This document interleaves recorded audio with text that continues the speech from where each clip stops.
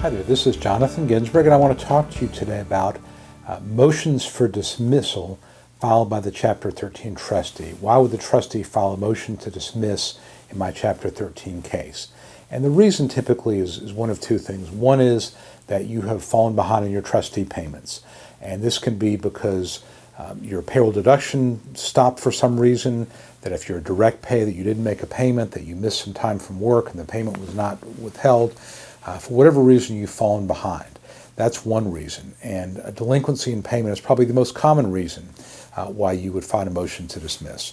The second reason would be that your case is running more than 60 months. Chapter 13 has to fit within a 5-year term or 60 months. And if a claim came in higher than expected, if you've fallen behind in your payments and now the math doesn't work, and the payments that you've got in your case are not being paid off within the terms of your plan within 5 years, then your case may have a terms problem and it's running 65 months, 63 months, 70 months, whatever the case may be. But if either or both of those are happening, the trustee is going to file a motion to dismiss your case. Now, when you get that motion to dismiss, it doesn't mean your case is dismissed. It simply means the trustee is filing a motion to dismiss. And normally, we've got plenty of opportunity to work out a deal. If it's a delinquency in payment, what we can do is increase the payment for a period of time to catch it up, or increase the payment for the remainder of your plan. That may be something we can do, but that would be one way to deal with it. If it's a terms problem, we may have to increase the payment, or we might look at decreasing the percentage dividend to unsecured creditors. Sometimes that would reduce what we have to pay, the total base of the case, so that we're paying less total because we reduce the percentage to unsecured creditors. If we're paying your unsecureds at 60 cents on the dollar, and then we knock it down to 40% on the dollar, 40 cents on the dollar, then it's going to take less money, obviously, over that 5-year period of time. And that may cure the trustee's objection as well. So normally these issues are not litigated in front of the judge. Normally it's a situation we can work something out with the trustee. It could involve a lump sum payment. It could involve, again, increasing the payments or decreasing the percentage. But whatever the situation is, if you get a motion to dismiss, the first thing you ought to do is pick up the phone and call your lawyer and say, okay, we got this motion to dismiss. What are our options? And of course, I would ask you at that point, what is your work situation? What is your income situation? Let's come up with a solution that will let you stay in Chapter 13 that is viable.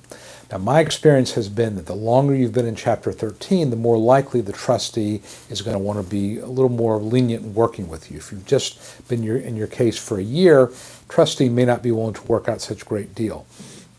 But if you've been in your Chapter 13 case for 3.5 years, we'll probably get a better deal from the trustee. But the key is to get to it early, to make sure that we make a proposal to the trustee that is viable, that solves the problem, and that eliminates the need for us to have to go to court, and that we can get this situation resolved. And finally, if we do work out a deal with the trustee, there's a pretty good chance that the trustee is going to want to have something called strict compliance added to the terms of that deal. That simply means that for the next 6 months or a year, if you should fall behind again, if another problem arises, the trustee doesn't have to go through the motion process. They can simply send us a letter, give us 10 days to cure whatever problem arises. If we don't cure it, the case gets dismissed automatically. So it puts you more on the hook, and that would be after the motion to dismiss. And obviously, if it's for 6 months or a year, after that time period, they would then have to go through the whole motion process again. But bottom line here is that judges in Chapter 13 cases want to give you as much opportunity to make these cases work as possible. And if you do find yourself in a situation where you've fallen behind, all is not lost. We could probably work something out.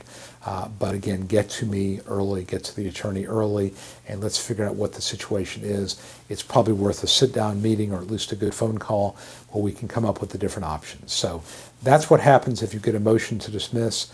Talk to your lawyer.